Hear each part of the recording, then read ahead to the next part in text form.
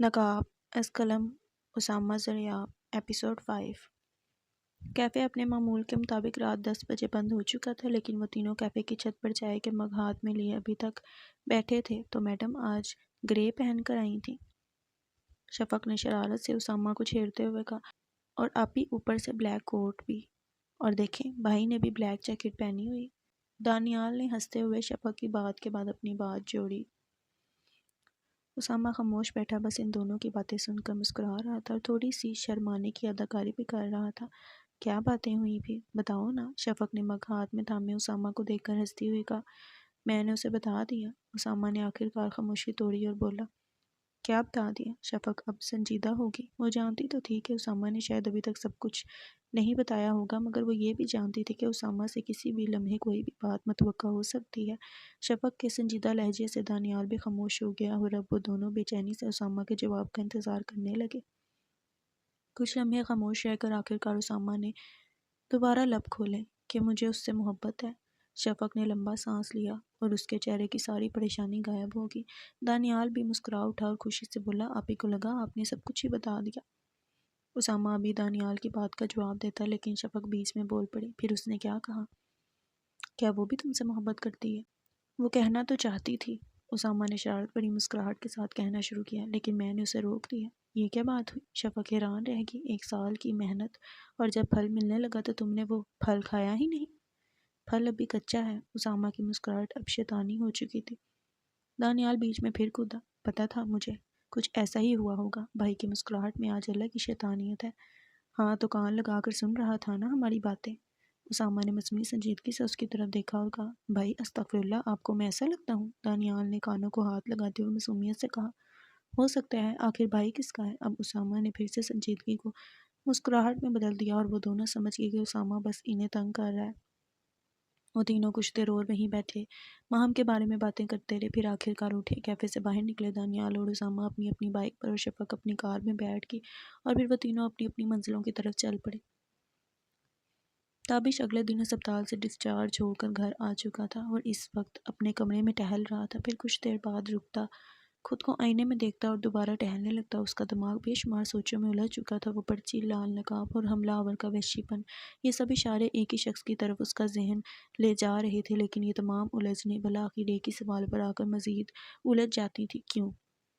اس کے کمرے کا دروازہ اچانک کھلا اور وہ ہلکا سا چونک گیا، دل بھی دہل گیا، لیکن دروازے سے جمال کو داخل ہوتے دیکھ کر اس کی دھڑکن کو قرار آ گیا۔ تم نے چلنا پھرنا بھی شروع کر دیا؟ جمال نے ہنستے ہوئے پہلا جملہ کا چوٹ میرے چہرے پر لگی تھی، ٹانگوں پر نہیں، ویسے بھی میں تھک گیا تھا لیٹے لیٹے۔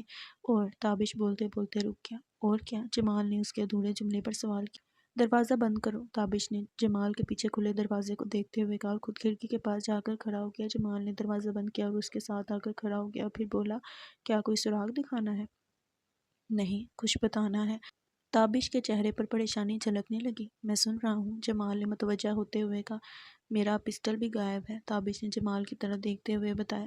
جمال گہری سوچ میں گیا، پھر بولا، ایسا اس نے جان بوجھ کر کیا؟ ہاں، میں سمجھ رہا ہوں اس کی چال، وہ یہ ثابت کرنا چاہتا ہے کہ وہ مار بھی سکتا تھا۔ تابش کی آنکھوں میں دوبارہ وہی ڈر لوٹ آیا، لیکن اس نے نظریں پھیر کر کھڑکی سے باہر دیکھتے ہوئے کہا، لیکن کیوں؟ جمال نے الجھتے ہوئے چہرے کے ساتھ پوچھا۔ میں بھی کل سے یہی سوچ رہا ہوں اور یہی بات زیادہ خطرناک ہے۔ تابش کی آواز میں خوف جھلکنے لگا۔ کیا اس نے جنگ کا اعلان کیا ہے؟ جمال کی الجھن اب بھی برقرار۔ ہاں، یہ اسی کا ہی طریقہ ہے، یہ وہی ہے، اس کے علاوہ اور کوئی نہیں۔ تابش کی آواز کا ڈر اب واضح ہو چکا تھا۔ جمال نے تابش کا خوف محسوس کرتے ہوئے اس کے کندھے پر ہاتھ رکھا اور تسلی دیتے ہوئے کہا، میں ہوں نا تمہارے ساتھ، وہ جلد تمہاری گرفت میں ہوگا۔ نہیں جمال، تم غلط ہو، میں نے اس سے بڑا چلاک اور مکار ابھی تک اپنی سروس میں نہیں دیکھا۔ تابش اب جمال کی طرف بے بسی سے دیکھنے لگا۔ تابی، فکر نہ کرو اور شکر کرو اس نے پہلی بار میں تمہیں نہیں مار دیا، اب ہمارے پاس موقع ہے اسے پکڑنے کا۔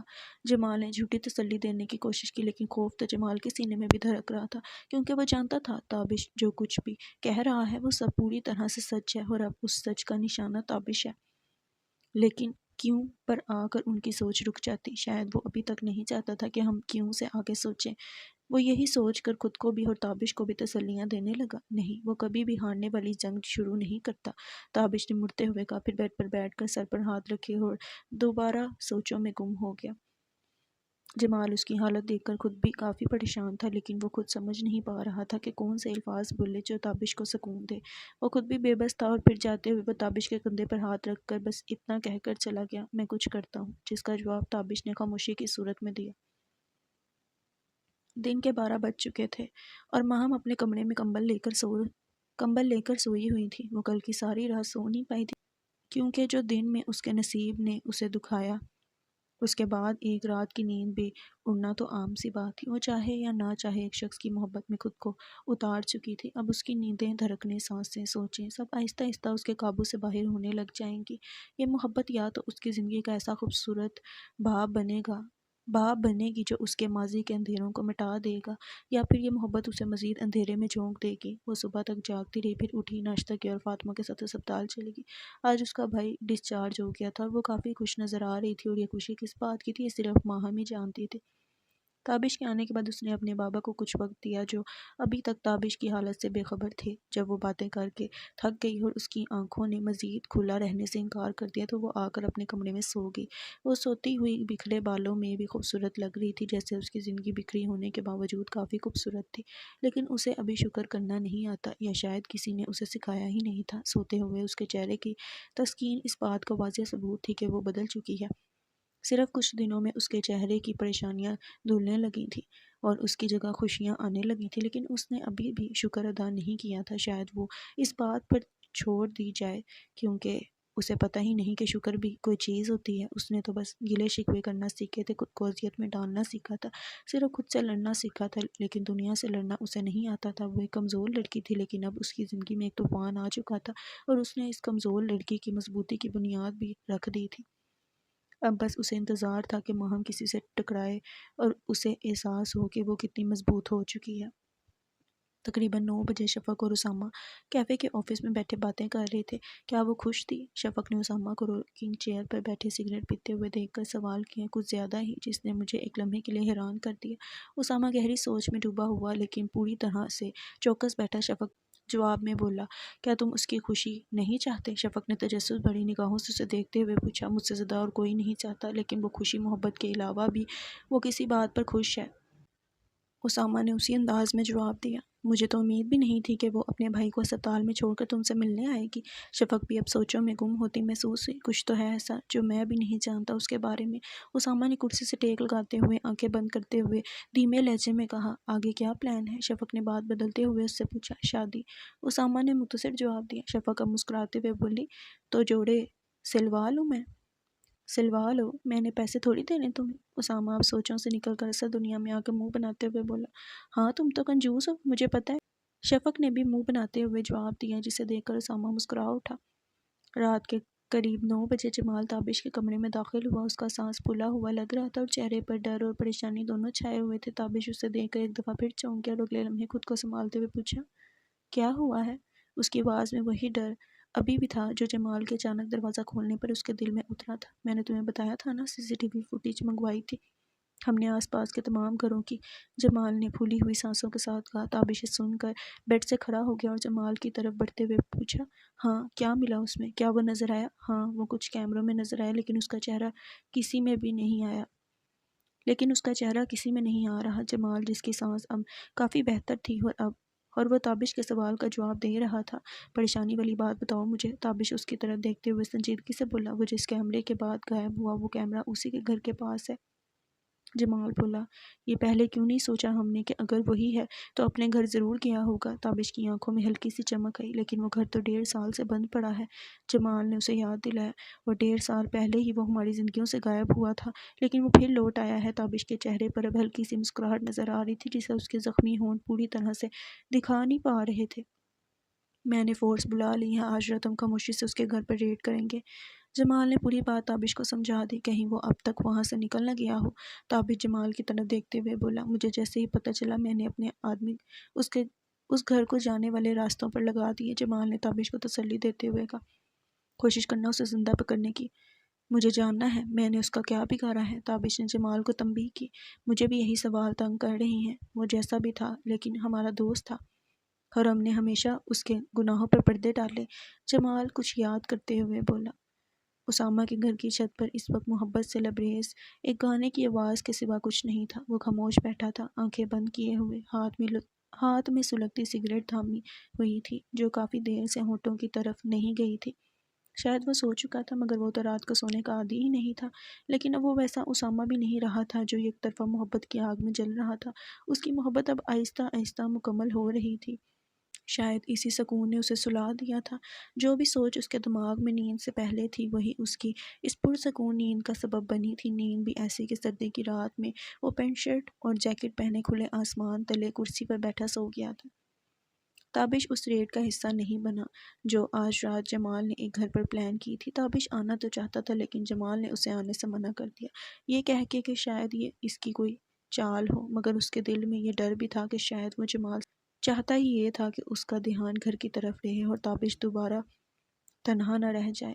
یہی سوچتے ہوئے جمال نے اپنے 3 آدمی تابش کے گھر کے باہر بھی تعینات کر دیے تھے۔ وہ ذہنی طور پر پوری طرح تیار تھا اس کا سامنا کرنے کے لیے، جو اس کے مطابق اسی گھر میں بیٹھا اس کا انتظار کر رہا ہوگا اور جمال کے سامنے آتے ہی کہے گا، آؤ مجھے تمہارا انتظار تھا، اور پھر خود کو چپ چاپ پولیس کے حوالے کر دے گا۔ لیکن یہ سب بھی شاید اس کی کوئی چال ہو یا یہ اس کی وہ جیت ہو جو ہمیں فی الحال اپنی فتح لگ رہی ہے۔ انہی سوچوں میں ڈوبا جمال ہاتھ میں پستول تھامے گلی کے ایک کونے میں کھڑا تھا جو اس وقت سنسان پڑی تھی۔ وہاں خاموشی اور اندھیرے کے سوا کچھ نہ تھا۔ اس نے وائرلیس پر ایک کال دی۔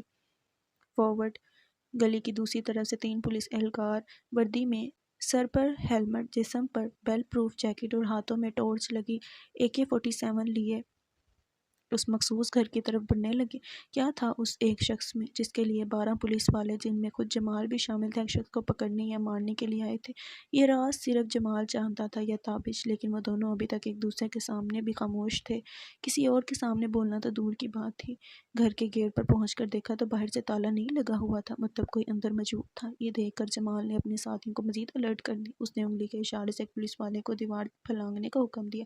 اس نے رائفل ایک ساتھی کے حوالے کی، پھرتی سے دیوار پھلانگی اور اندر پہنچ کر خاموشی سے دروازہ کھول دیا۔ اب سب اندر داخل ہو گئے اور اب تک انہوں نے ضرورت سے زیادہ شور بھی نہیں مچایا تھا۔ جمال کے آگے ایک برآمدہ تھا اور اس کے آگے 2 کمرے، ایک طرف سیڑھیاں تھیں جو چھت کی طرف جاتی تھیں۔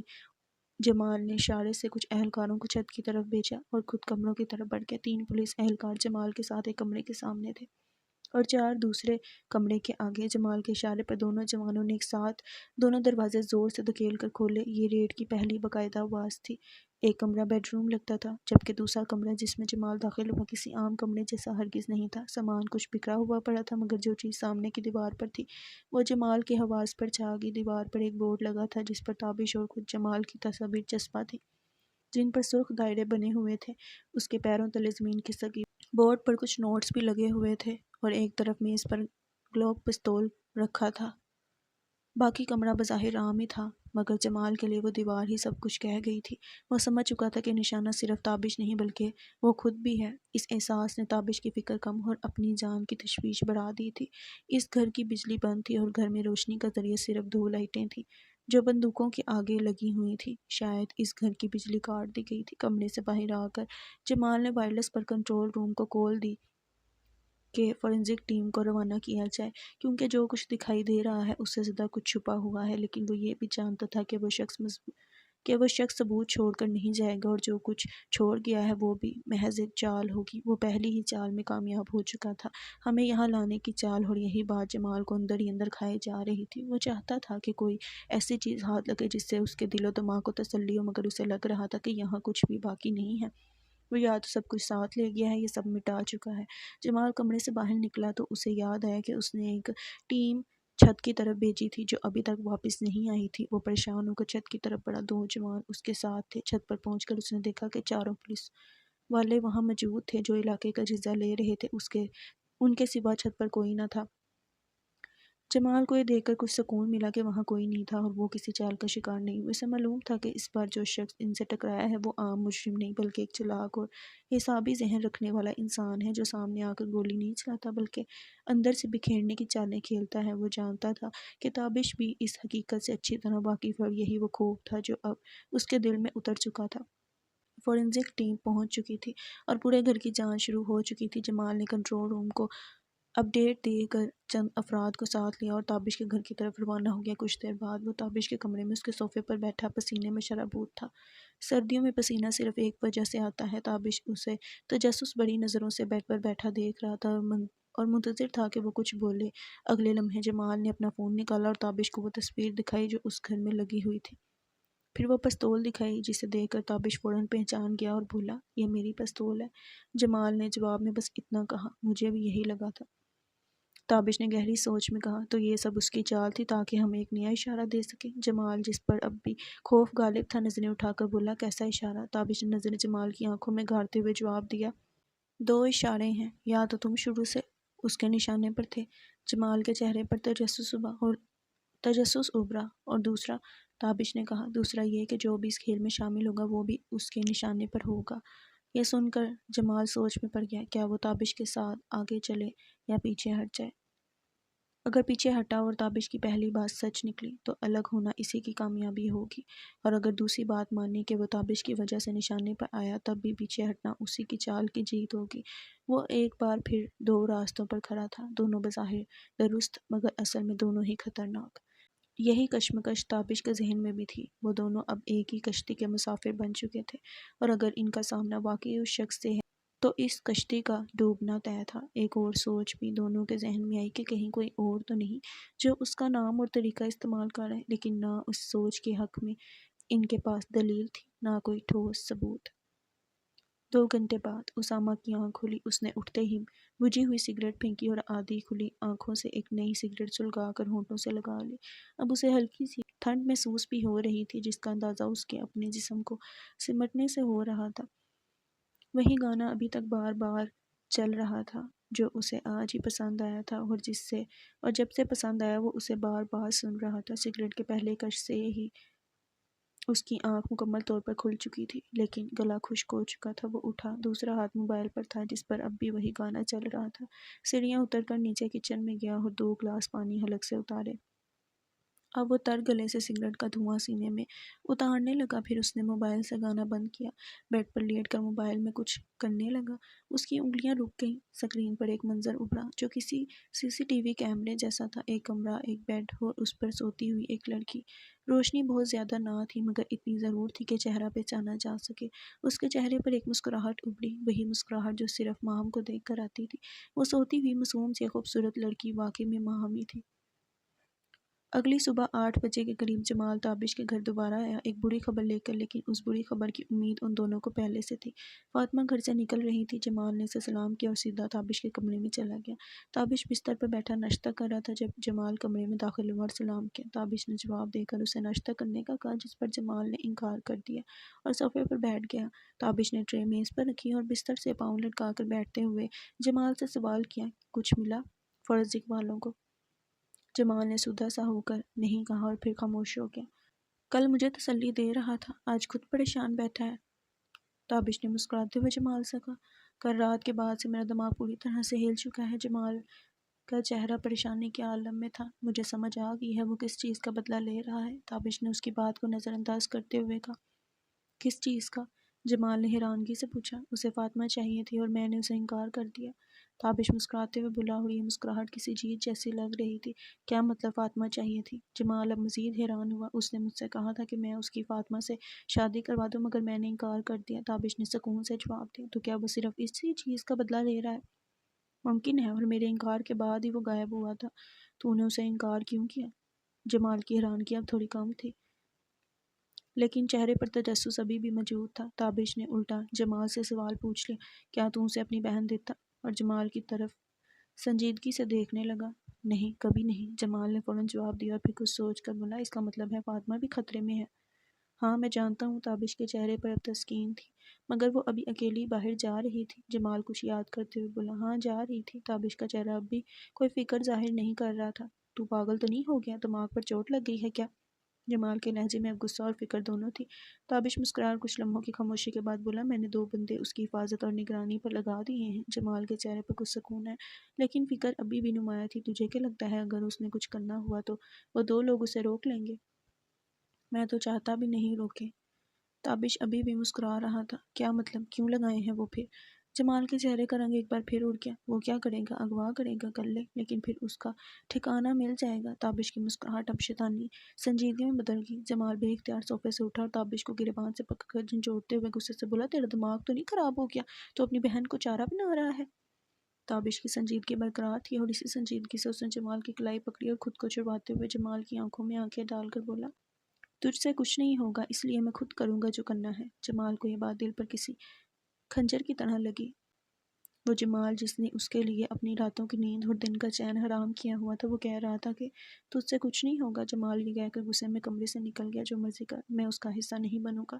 تجھ سے کہا کس نے کچھ کرنے کو؟ تابش نے جمال کے جانے کے بعد کار اٹھ کر کھڑکی کے پاس جا کر کھڑا ہو گیا۔ جمال تابش کے گھر سے انتہائی غصے میں نکلا اور اپنی کار میں بیٹھ کر فاطمہ کے اسپتال کی طرف روانہ ہو گیا۔ اس کا دل چاہ رہا تھا کہ وہ فاطمہ کو جا کر سب سچ بتا دے، اور یہ بھی کہ اس کی زندگی بھی خطرے میں ہے۔ اس کا بھائی سب کچھ جانتے ہوئے بھی اس کی حفاظت کرنے کے بجائے اس کا استعمال کر رہا ہے۔ بیچ راستے میں ہی اس کی سوچ بدل گئی، سوچتے ہوئے کہ وہ اپنے بھائی کی جگہ مجھ پر کیوں یقین کرے کہ اس نے کچھ دیر کے لیے گاڑی روکی اور آخر یہ فیصلہ کیا کہ وہ اسے کچھ نہیں بتائے گا، وہ اس کی حفاظت کرے گا، ویسے ہی جیسے تابش کر رہا ہے۔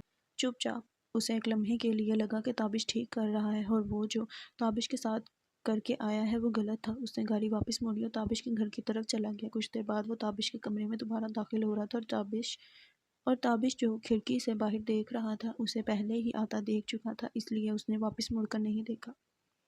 جمال تابش کے ساتھ آ کر کھڑا ہوا، شرمندگی سے بولا، تو ٹھیک تھا، ہم سوائے نظر رکھنے کے یا چپ چاپ حفاظت کرنے کے فی الحال کچھ نہیں کر سکتے۔ اور یہ سوچ تجھے کیسے آ گئی اچانک؟ تابش نے طنزیہ انداز میں پوچھا۔ میرے ذہن میں اور بہت سوچیں آئیں، جیسے کہ اس موقع پر ہمیں ایک ساتھ ہونا چاہیے بجائے لڑنے کے، اور ہمیں نہیں پتہ اس کا اگلا قدم کیا ہوگا۔ جمال اب سنجیدہ ہو کر بولا، تو بھول گیا تھا کہ ہم پولیس والے بھی ہیں؟ جذبات اپنی جگہ لیکن انہیں دماغ پر حاوی نہیں کر سکتے۔ تابش بھی اب سنجیدہ ہو چکا تھا۔ آگے کیا کرنے کا سوچا ہے؟ جمال نے تابش کی طرف دیکھتے ہوئے پوچھا۔ انتظار۔ تابش نے بغیر اس کی طرف دیکھے جواب دیا۔ کبھی کبھی لگتا ہے تو سینئر ہے اور میں جونیئر۔ جمال نے مسکراتے ہوئے کہا، کیونکہ تو جذباتی ہو جاتا ہے، میں نہیں ہوتا۔ تابش نے انتہائی سرد انداز میں کہا۔ 11 بجنے والے تھے جب ہم اسکول سے نکلی اور کیفے کی طرف چلنا شروع کر دیا۔ کچھ دیر بعد وہ اسامہ کے ساتھ کیفے کی چھت پر بیٹھی سفید مگ کو دونوں ہاتھوں میں پیار سے تھامے چائے پی رہی تھی اور مسکراتے ہوئے اسامہ سے باتیں کر رہی تھی۔ ٹھیک اس کے سامنے کرسی پر بیٹھا اسامہ سگریٹ اور چائے دونوں ایک ساتھ اندر اتار رہا تھا۔ آپ کے گھر میں کون کون ہے؟ اسامہ آج اس کے بارے میں سوال کر رہا تھا۔ میں ہوں، میرا بڑا بھائی، میری آپی اور بابا۔ ماما کی سال پہلے موت ہو گئی تھی۔ آخری جملہ کہتے ہوئے ماہم تھوڑی سی دکھی ہو گئی۔ اللہ ان کی مغفرت کرے۔ اسامہ نے بھی اپنا انداز سنجیدہ کیا اور بولا۔ ماہم نے کچھ دیر خاموش رہنے کے بعد جواب دیا، آمین۔ کچھ لمحوں تک وہ دونوں کچھ نہیں بولے، بس خاموشی سے چائے پیتے رہے۔ پھر ماہم نے اس خاموشی کو توڑتے ہوئے پوچھا، اسامہ آپ مجھ سے محبت کیوں کرتے ہیں؟ اسامہ اس سوال پر تھوڑا سا چونکا، لیکن اس نے ظاہر نہیں ہونے دیا اور اپنی نظریں مگ سے اٹھا کر ماہم کی طرف دیکھنے لگا، جو پوری سنجیدگی سے اسے دیکھ رہی تھی۔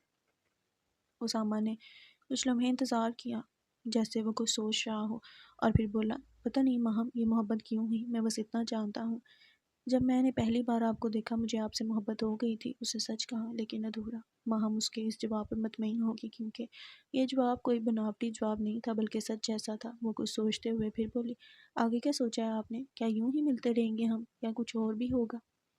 مجھے آپ سے شادی کرنی ہے۔ اسامہ نے پوری سنجیدگی سے اس کی آنکھوں میں دیکھتے ہوئے ایک بار پھر سچ کہا، مگر مجھے ابھی شادی نہیں کرنی۔ ماہم نے تھوڑا سا دکھی ہوتے ہوئے کہا، میں انتظار کر لوں گا۔ اسامہ نے فوراً جواب دیا، اسامہ کیا میں آپ پر بھروسہ کر سکتی ہوں؟ ماہم آج صرف سوال پوچھ رہی تھی، جب تک میں زندہ ہوں تب تک تو کر سکتی ہیں۔ اسامہ نے سگریٹ کا کش لے کر جواب دیا۔ اسامہ میرے گھر والے اگر نہ مانے؟ ماہم نے ایک اور سوال پوچھا۔ میں آپ کو حاصل کرنے کے لیے کسی بھی حد تک جاؤں گا۔ یہ کہتے ہوئے اسامہ کی آنکھوں میں حد سے زیادہ سنجیدگی تھی اور ماہم اس کی آنکھیں دیکھ کر ڈر گئی، لیکن اگلے لمحے ہی اس نے خود کو سنبھال لیا۔ نہیں اسامہ، آپ کچھ مت کریں، بس انتظار کریں۔ میرے کچھ کام ادھورے ہیں، انہیں پورا کرنے کے بعد میں واپس آپ کے پاس آؤں گی، لیکن تب تک آپ پلیز مجھ سے دور رہیں اور مجھ پر بھروسہ رکھیں جیسے میں آپ پر رکھ رہی ہوں۔ وہ روحان سی ہو کر بولی، اور اس سے پہلے کہ اسامہ کچھ کہتا وہ پھر بولی، اور مجھ سے کچھ پوچھیں گا مت، میں ایک دن آپ کو سب بتاؤں گی، پھر آپ چاہیں تو مجھے اپنا لیں یا چھوڑ دیں۔ اس نے بات مکمل کی اور خاموش ہو گئی۔ اسامہ جسے اندازہ تھا کچھ ایسا ضرور ہے جس سے وہ ابھی انجان ہے، لیکن ماہم کی اس بات نے اسے مزید الجھا دیا تھا۔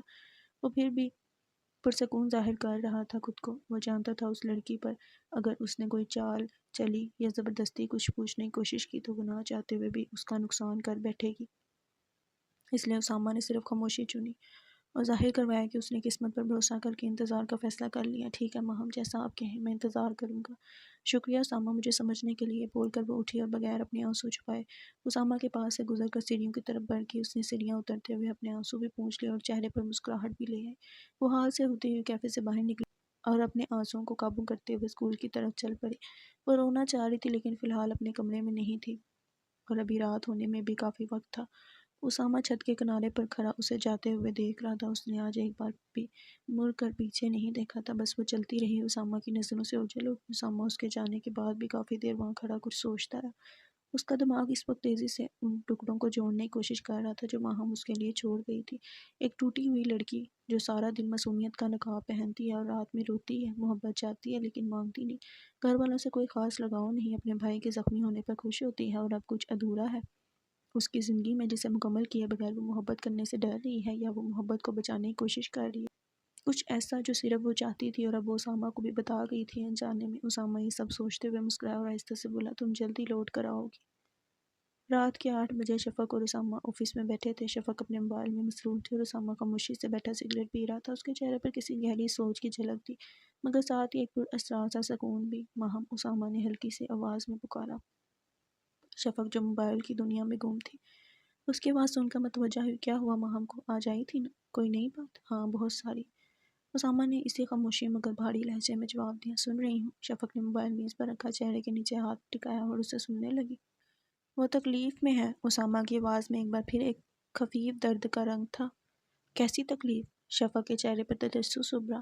وہ اپنے بھائی کے ایسے گناہ کی گواہ ہے جس کی آگ میں وہ خود بھی جھلس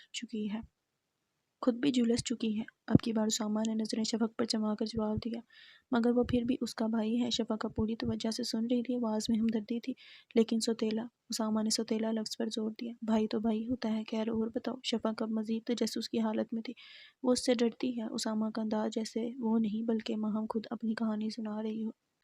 تو اس کا ڈر کب ختم کرو گے؟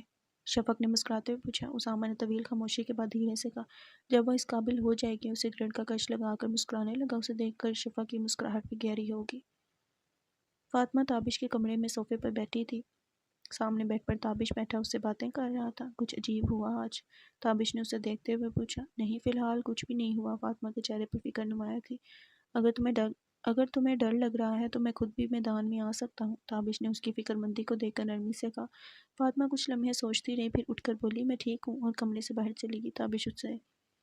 تابش اسے جاتا دیکھ کر پریشان ہو گیا، مگر یہ پریشانی اس الجھن سے کم تھی جو اس کے اندر مچل رہی تھی۔ وہ اندر سے پوری طرح بکھر چکا تھا، اس کا دل ذرا سی آہٹ پر کانپ جاتا تھا، دھڑکنیں تیز ہو جاتی تھیں، اسے اندر ہی اندر فاطمہ کی فکر بھی کھائے جا رہی تھی، مگر وہ فی الحال دل کی نہیں دماغ کی سن رہا تھا۔ اس کا دشمن ذہن سے کھیل رہا تھا اور وہ اس کھیل میں کافی حد تک کامیاب بھی ہو رہا تھا۔ تابش ہر ممکن کوشش کر رہا تھا کہ اس کا دماغ اس کے دل پر حاوی رہے۔ اس کا ذہن کئی طرح کے خوفناک انجام سوچ کر اس حساب سے پلاننگ کر رہا تھا، مگر اسے یہ بھی علم تھا کہ سامنے والا وہی کرے گا جو تابش نے سوچا بھی نہیں ہوگا۔ یہ سب سوچتے ہوئے اس کا ذہن ماضی کی کچھ یادوں میں چلا گیا جہاں تابش، جمال اور زماد ایک ساتھ ہوا کرتے تھے، جہاں دو قانون کے حفاظت کا دعویٰ کرتے تھے اور تیسرا اسے قانون کی دھجیاں اڑاتا تھا۔ انہوں نے وہ تمام جرائم کیے جن میں زماد نے انہیں دھکیلا اور پھر ایک محافظ کی طرح زماد کی حفاظت بھی کی۔ یہ دونوں ایمانت دار پولیس والے تو تھے نہیں، اور جس دلدل میں زمان نے انہیں ڈالا اس سے نکلنے کے بجائے مزید ڈوبنے میں لطف محسوس کرتے رہے۔ تابش کا ذہن پہلے ہی شیطانی تھا، زمان صرف اسے ان شیطانی کاموں کی راہ دکھاتا تھا۔ انہوں نے نہ جانے کتنے قتل اور قاتل چھپائے، انہیں چھپانے کے لیے مزید قتل کیے یا کروائے۔ یہ سب جرائم جن کا ماسٹر مائنڈ زماد ہوتا تھا اور ہاتھ تابش کے گندے ہوتے تھے۔ اب وہی ماسٹر مائنڈ تابش کے خلاف کھڑا ہو گیا تھا۔ اس کا ڈرونا خواب بن کر جب سے تابش پر حملہ ہوا تھا وہ سکون سے سو نہ پایا تھا۔ ایک ہی حملے نے اس کا سکون چھین لیا تھا اور آج کی رات بھی وہ انہی سوچوں میں اور ہر آہٹ سے ڈر کر گزارنے والا تھا۔ ماہم اپنے کمرے میں تکیہ سینے سے لگائے آنسو بہا رہی تھی۔ وہ 2 راتیں سکون سے سوئی تھی اور تیسری رات پھر آنسو لے آئی تھی۔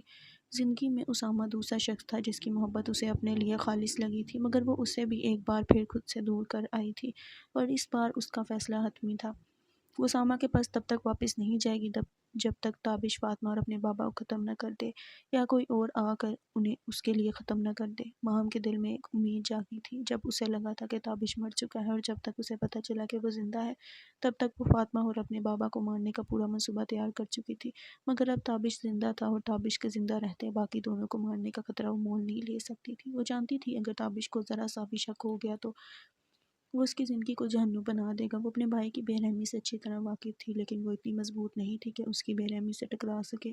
وہ نہیں چاہتی تھی کہ اسامہ بھی اس کی بے رحمی کی زد میں آ جائے، اس لیے بہت سوچ سمجھ کر اسامہ کی حفاظت کرتے ہوئے اس سے دوری اختیار کی تھی۔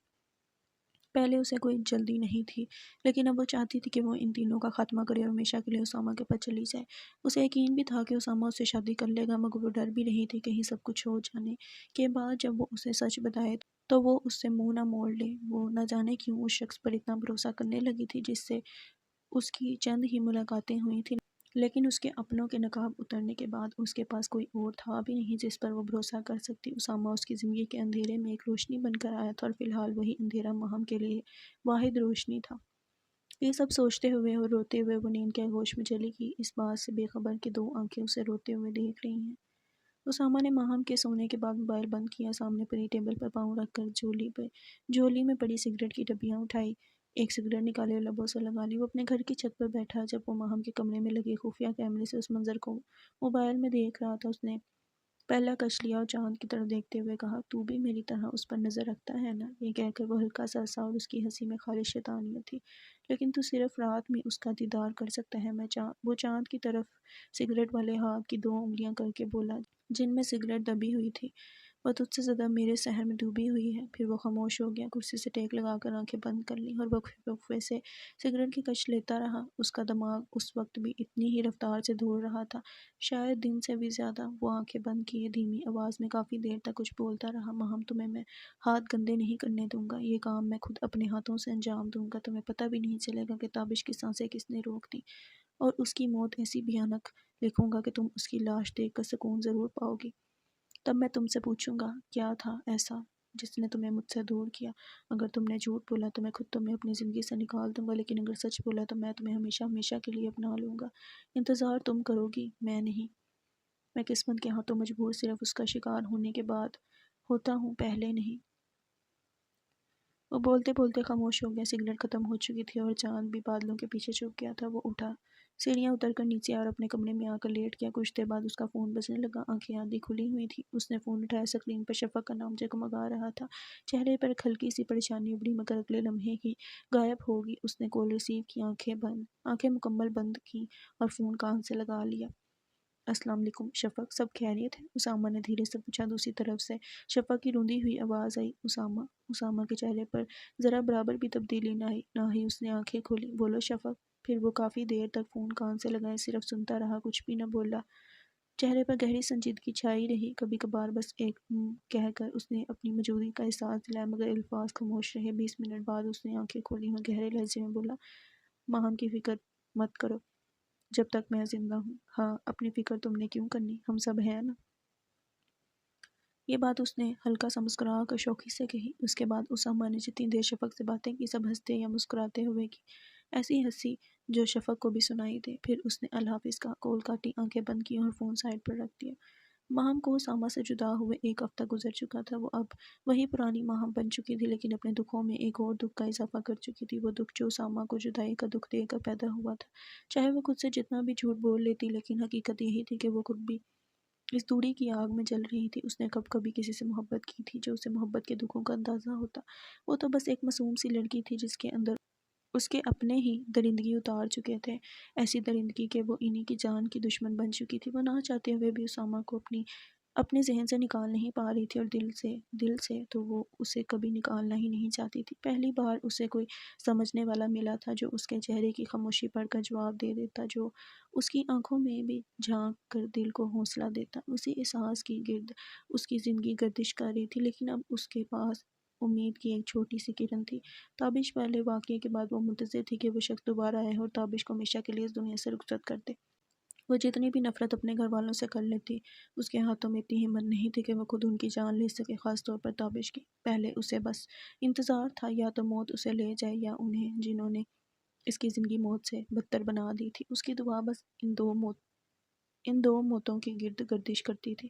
پھر ایک شخص اس کی دعاؤں کا حصہ بن گیا اور ماہم نے اب اس کی زندگی کے لیے اور اس کے ساتھ زندگی گزارنے کی دعائیں مانگنا شروع کر دی تھی۔ یہی رہ گئی تھی ماہم کی زندگی، لیکن ایک چیز اس میں بہت خوبصورت بھی تھی۔ اگر وہ خدا کا شکر ادا نہیں کرتی تھی تو کبھی اس نے اپنی زبان سے شکایت کے الفاظ بھی نہیں نکالے تھے۔ ہاں، ذہن سے شیطان جو چاہے وسوسے ڈال دیتا، لیکن وہ خدا کی ناشکری سے اپنی زبان کو آلودہ نہیں کرنا چاہتی تھی۔ اسامہ کی زندگی میں ایک ہفتے میں کوئی خاص تبدیلی نہیں آئی تھی۔ وہ اب بھی روز 10 بجے کیفے کی چھت پر جا کر ماہم کا انتظار کرتا اور یہ انتظار اس سے 2 سگریٹ پلواتا تھا۔ کچھ دیر بعد دانیال آتا، 2 مگ چائے رکھ کر چلا جاتا، ایک سفید دوسرا سیاہ، لیکن وہ دونوں مگ ہمیشہ خالی واپس جاتے۔ وہ ماہم کے حصے کی چائے بھی خود پیتا اور اپنی چائے تو وہ کبھی بھولتا ہی نہیں تھا۔ وہ 1 گھنٹہ وہاں ان لمحوں کو جیتا جو اس نے ماہم کے ساتھ اس چھت پر گزارے تھے۔ اپنی زندگی کے خوبصورت ترین لمحات۔ اسامہ صرف ماہم سے محبت نہیں کرتا تھا بلکہ اس کی محبت کو پوری طرح جیتا تھا۔ ان گزری راتوں میں کوئی رات ایسی نہیں گزری تھی جس میں اس نے ماہم کو اپنے کمرے میں سوتی ہوئی حالت میں کم از کم 3 گھنٹے نہ دیکھا ہو۔ وہ اس کی حفاظت بھی کر رہا تھا، لیکن چھپکے سے اس کی زندگی پر نظر بھی رکھ رہا تھا۔ اسے معلوم تھا یہ گناہ ہے، لیکن وہ کرتا اور پھر معافی مانگتا، آئندہ نہیں کروں گا۔ مگر اگلی رات وہ پھر بہک جاتا اور ماہم کو دیکھنے لگتا۔ جب وہ اسے روتے ہوئے دیکھتا، اس کی آنسو بھی بے اختیار نکل آتے۔ اس کا دل چاہتا کہ ابھی جائے اسے اس قید سے آزاد کر دے، لیکن وہ جتنا دل کی سنتا اس سے کہیں زیادہ دماغ کی مانتا تھا۔ اسے پتا تھا کہ ایک غلط قدم اس کی اور اس کے اپنوں کی زندگی کو جہنم بنا سکتا ہے۔ شفق اور دانیال اس کی زندگی کے وہ خوبصورت حصے تھے جو اس سے مکمل واقف نہیں تھے، لیکن مکمل ناشنا بھی نہیں تھے۔ انہیں لگتا تھا اسامہ انہیں سب بتاتا ہے، لیکن وہ آدھے سچ سناتا تھا، اور ان دونوں کو یقین تھا کہ اسامہ جھوٹ نہیں بولتا، اس لیے وہ اتنا ہی جانتے تھے جتنا اسامہ نے خود کو انہیں جاننے دیا تھا۔ وہ دونوں اپنی زندگیوں کے بارے میں اسامہ سے کچھ نہیں چھپاتے تھے، نہ ہی اس سے پوچھے بغیر کوئی بڑا قدم اٹھاتے۔ وہ اس پر خود سے زیادہ بھروسہ کرتے تھے، لیکن اسامہ ان پر خود سے زیادہ کبھی بھروسہ نہیں کر پایا تھا۔ وہ ان پر اتنا ہی اعتماد کرتا تھا جتنا ایک دل کو ان پر کرنا چاہیے جو اس میں بستا ہو۔ تابش کا چہرہ ایک ہفتے میں کافی بہتر ہو چکا تھا، لیکن اس کے چہرے کے نشانات ابھی بھی آئینہ دیکھتے وقت اس کے اندر ایک لڑز طاری کر دیتے تھے۔ ایسا شخص جس نے دوسروں کی زندگیاں جہنم بنانے میں لذت محسوس کی ہو، ایک رات کا معمولی کرب اس پر اتنا گہرا اثر چھوڑ جائے گا یہ اس نے کبھی نہیں سوچا تھا۔ لیکن وہ ایسا شخص نہیں تھا کہ معافی مانگ کر سب چھوڑ دیتا۔ وہ ہار ماننے والوں میں سے نہ تھا۔ اب وہ جماعت کو پکڑ کر اسے کچھ کہنا چاہتا تھا اور اس کے بعد اسے زندہ دفن کر دینا چاہتا تھا، لیکن وہ یہ نہیں جانتا تھا کہ اس کے لیے دنیا میں جہنم تیار ہو چکی ہے۔ اب اسے ایک اور خوف بھی تھا کہ جمال اس کا راز فاش نہ کر دے، لیکن وہ جمال کی کمزوریوں کو بھی بخوبی جانتا تھا۔ وہ بہت گندا کھیل کھیلنے کا سوچ رہا تھا جس سے وہ جماعت سے ایک جنگ جیت سکتا تھا اور جمال بھی اس کے قابو میں آ سکتا تھا۔ اس کے پاس زیادہ مہرے نہیں تھے، لیکن وہ اپنا سب سے خاص مہرہ جمال کی زندگی میں داخل کروانے کا ارادہ رکھتا تھا۔ اسے پتا تھا کہ جمال فاطمہ کو پسند کرتا ہے اور اس نے کبھی فاطمہ یا تابش کے سامنے یہ ظاہر نہیں کیا تھا۔ البتہ تابش کی نظروں سے یہ سب چھپ نہ سکا، لیکن وہ بھی خاموش رہا۔ اب وقت آ گیا تھا اس کمزوری کو استعمال کرنے کا۔ تابش کے ذہن میں جو سوچ باقی تھی وہ بس یہی کہ فاطمہ سے اجازت مانگی جائے یا سیدھا فیصلہ سنا دیا جائے۔ اسے معلوم تھا فاطمہ کی زندگی میں فی الحال کوئی اور نہیں ہے اور وہ تابش کی کسی بات کو انکار نہیں کرے گی، لیکن وہ چاہتا تھا کہ فاطمہ سے خود پوچھے اور وہ رضامندی کا اظہار کرے۔ اس نے سوچ لیا تھا کہ وہ آج یہ بات فاطمہ سے ضرور کرے گا، لیکن ماہم اس کی راہ کی سب سے بڑی رکاوٹ تھی جسے وہ کب کا اپنی زندگی اور گھر سے نکال چکا ہوتا اگر وہ اتنی معصوم نہ ہوتی۔ ابھی بھی اس کے دل میں کہیں ماہم کے لیے نرمی باقی تھی جو اسے احساس دلاتی تھی کہ وہ ماہم کا کچھ لگتا ہے، اور اگر وہ اس کی پرچھائی سے نکل گئی تو یہ دنیا اسے کچا چبا جائے گی۔ وہ ماہم کو بھی استعمال کرنا چاہتا تھا، ایسے کہ اسے بھی فائدہ ہو اور ماہم کی تکلیف بھی اسے دیکھنی نہ پڑے، لیکن ابھی اس کے مطابق اس کا وقت نہیں آیا تھا۔ فی الحال اسے صرف جماعت سے نجات چاہیے تھی۔ جمال کا ہفتہ بھی تابش سے کچھ مختلف نہ گزرا تھا، لیکن وہ تابش کی طرح مضبوط اعصاب کا مالک نہیں تھا۔ اس کا ذہن جب تک ہوش میں ہوتا اسے جماعت کے خوف میں مبتلا رکھتا۔ اس کی راتوں کی نیند اڑ چکی تھی اور دن کا سکون تو اسے تب سے نصیب نہ ہوا تھا جب سے تابش پر حملہ ہوا تھا، جب سے اسے معلوم ہوا تھا کہ وہ خود بھی نشانے پر ہے۔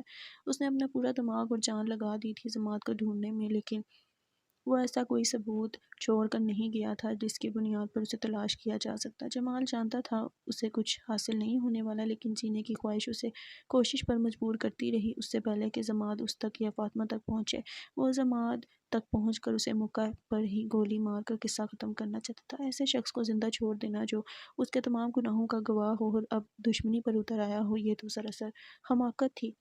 ایک طرف جماعت، دوسری طرف فاطمہ اور تیسری جانب تابش۔ جمال اس تکون کے اندر پھنسا ہوا تھا وہ جا کر بھی فاطمہ سے اپنے دل کا حال بیان نہ کر سکا، کیونکہ ایک طرف تابش کی دوستی ہونے کا ڈر اور دوسری طرف فاطمہ کے انکار کا خوف۔ شاید قسمت مہربان ہو جاتی اور فاطمہ خود اس کی جھولی میں آ گرتی اگر وہ طوفان نہ چھیڑا گیا ہوتا جو اب ان سب کی زندگیاں تباہ کرنے آ رہا تھا، اور پھر کہیں بیٹھ کر ان کی بربادی دیکھ کر خوش ہونے والا تھا۔ فاطمہ کی بھی پورے ہفتے نگرانی ہوتی رہی۔ تابش نے اسے آگاہ کر دیا تھا کہ اس کی حفاظت کے لیے 2 آدمی مقرر کیے گئے ہیں، اور باقی بات بھی بتا دی تھی کہ کچھ بھی ہو سکتا ہے۔ فاطمہ نے بظاہر کوئی اعتراض نہ کیا، لیکن دل سے وہ اس پر راضی نہیں تھی۔ اسے بالکل اچھا نہیں لگ رہا تھا کہ وہ کسی کی حفاظت میں قید ہو جائے، لیکن تابش کے جرائم کی دنیا میں اتنا وقت گزارنے کے بعد فاطمہ کے لیے انکار کرنا بیوقوفی ہوتی۔ وہ بس خاموش رہی، اور اس کی یہ خاموشی ہی اسے قربانی بنا گئی۔ وہ ڈرتے ڈرتے گھر سے نکلتی، گاڑی چلاتے ہوئے اسے ہر لمحہ ایک خدشہ رہتا کہ کہیں کوئی آ کر اس کی گاڑی کو نہ ٹکرا دے، یا اس کی گاڑی کی بریک فیل نہ ہو جائے۔ ایسے بہت سے خوف اس کے ذہن میں گہرائی سے بیٹھ چکے تھے۔ اسے یہ بھی بتا دیا گیا تھا کہ نشانہ وہی ہے۔ وہ بس اپنی جان ہتھیلی پر رکھے اسپتال جاتی، جہاں جا کر اسے کچھ سکون محسوس ہوتا، لیکن پھر جب وہ اکیلی ہوتی تو کسی کو تلاش کرتی جو اس کے ساتھ رہے۔ گھر آ کر بھی اس کا خوف ختم نہ ہوتا۔ جو شخص اس کے گھر میں داخل ہو کر اس کے پولیس والے بھائی پر حملہ کر سکتا ہو، اس کے لیے فاطمہ کو نقصان پہنچانا کون سی بڑی بات تھی۔ لیکن ایک بات بدل چکی تھی، اب وہ بھی تابش کی طرح خود غرض بن چکی تھی۔ اسے اب کسی کی فکر باقی نہیں رہی تھی، بس وہ خود کے لیے فکر مند رہنے لگی تھی۔ اس کی زندگی میں بھی ایک طوفان آنے والا تھا جو اس کا بھائی لے کر آ رہا تھا، لیکن اسے خود معلوم نہ تھا کہ وہ کس کے اشاروں پر ناچ رہا ہے۔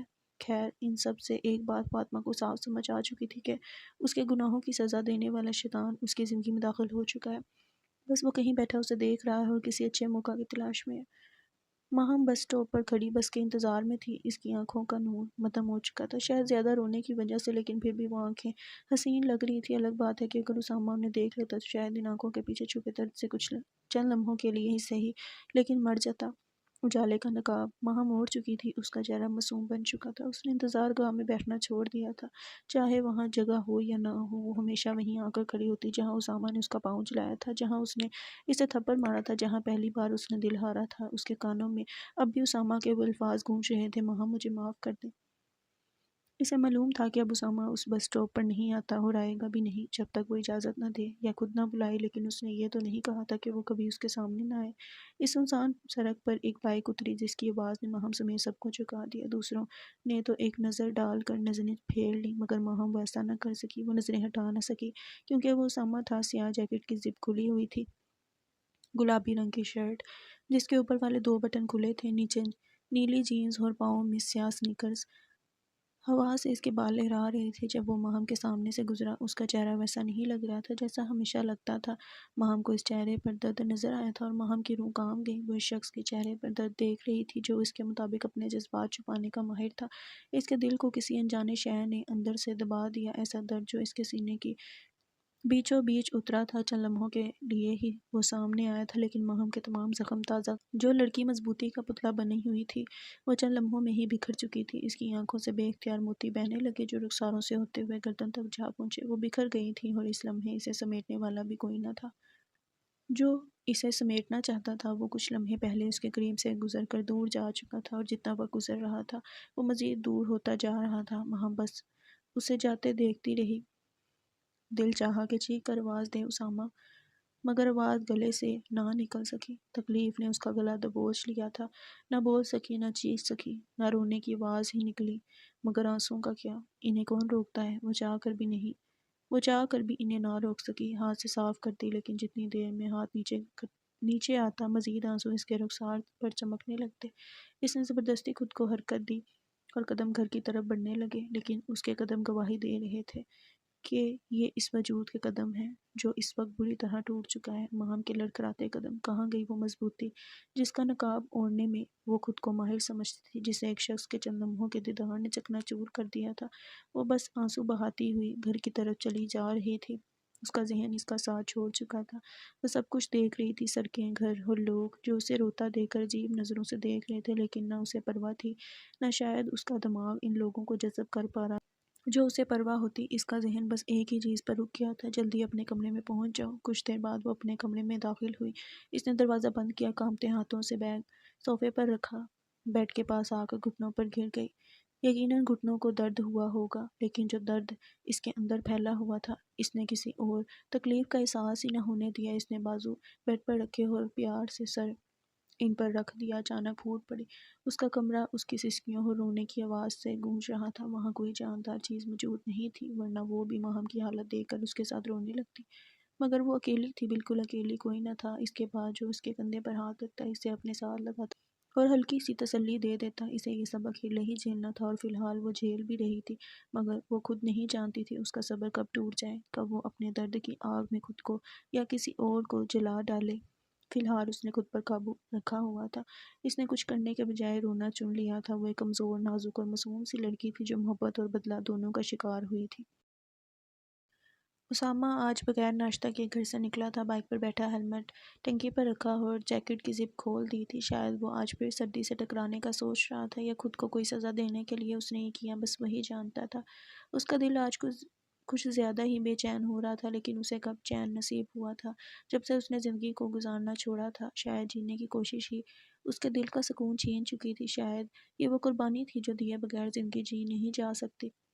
اس نے بائک سٹارٹ کی اور ہلکی رفتار سے چلانا شروع کر دی۔ جب وہ مین روڈ پر مڑا تو اسے ماہم نظر آ گئی، سب سے الگ کھڑی ہوئی، سیاہ کوٹ کے نیچے گلابی قمیض اور سفید پاجامہ پہنے ہوئے۔ اس کی دھڑکن ایک لمحے کے لیے رک گئی اور ساتھ ہی بائک بھی ایک پل کو تھم گئی، لیکن اگلے ہی لمحے اس نے بریک سے پاؤں ہٹا لیا اور بنا اس کی طرف دیکھے اس کے قریب سے گزر گیا۔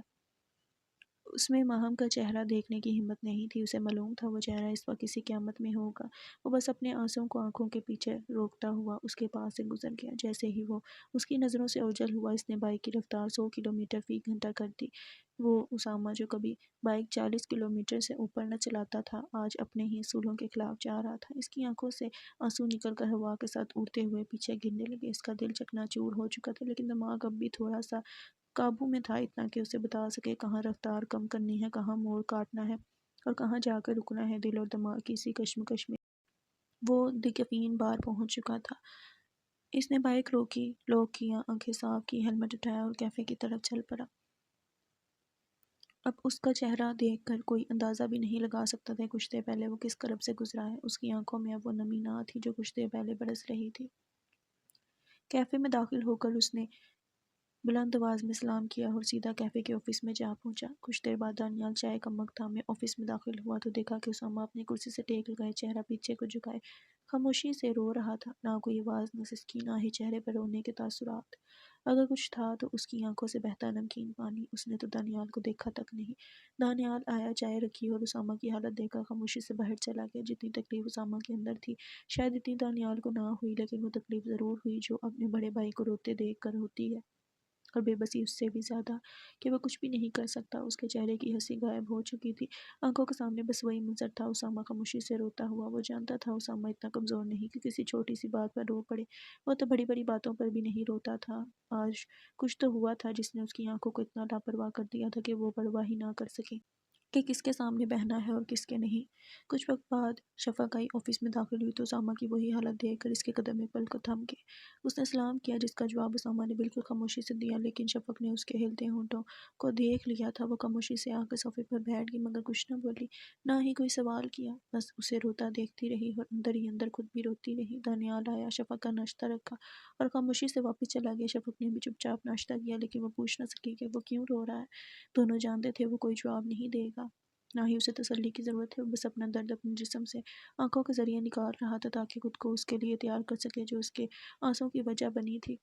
شفق نے ناشتہ مکمل کیا، چپ چاپ اٹھی، دروازے کی طرف بڑھی، دروازے سے نکلتے ہوئے صرف اتنا کہا، اللہ حافظ اسامہ، اور باہر نکل گئی۔ وہ جانتی تھی اس نے جواب ضرور دیا ہوگا، وہ اچھی طرح جانتی تھی اسے۔ وہ اپنے آنسو روکتی ہوئی کیفے سے نکلی، گاڑی میں جا بیٹھی۔ اس نے گاڑی سٹارٹ کی، اسٹیئرنگ پر بازو رکھے اور سر ان پر رکھ دیا، اور پھر خود کو روک نہ سکی اور رونے لگی۔ وہ اسے روتا ہوا نہیں دیکھ سکتی تھی، لیکن آج اس نے اسامہ کو روتے ہوئے دیکھا تھا۔ اس کے رونے سے زیادہ اس کی خاموشی شفق کو توڑ گئی تھی، لیکن وہ فی الحال کچھ بھی نہیں کر سکتی تھی، بلکہ کوئی بھی نہیں کر سکتا تھا۔ اسامہ کے درد کا علاج صرف اسامہ کے پاس تھا، اور اس نے فی الحال خاموشی چن رکھی تھی۔ کچھ دیر رونے کے بعد اس نے ٹیشو باکس سے ٹیشو نکال کر آنکھیں صاف کی اور اسپتال کی طرف نکل گئی۔ اسامہ کی چائے اس کے سامنے پڑی ٹھنڈی ہو چکی تھی، اسے سگریٹ پینے کی ہوش بھی نہ تھی، تو چائے کہاں یاد رہتی۔ تقریباً 12 بجے تک وہ اسی حالت میں بیٹھا، بس اپنی آنکھوں کو سزا دیتا رہا۔ کچھ وقت بعد دانیال آتا، ہلکا سا دروازہ کھول کر اسے دیکھتا اور واپس چلا جاتا۔ لیکن اسامہ نے ایک بار بھی اس کی طرف دھیان نہ دیا۔ اسی حالت میں اس نے سامنے میز پر پڑی سگریٹ کی ڈبیاں اٹھائی، ایک سگریٹ نکالی، ہونٹوں کے بیچ رکھی، اور سلگائی۔ جیسے ہی پہلا کش لیا اس نے آنکھیں بند کر لی۔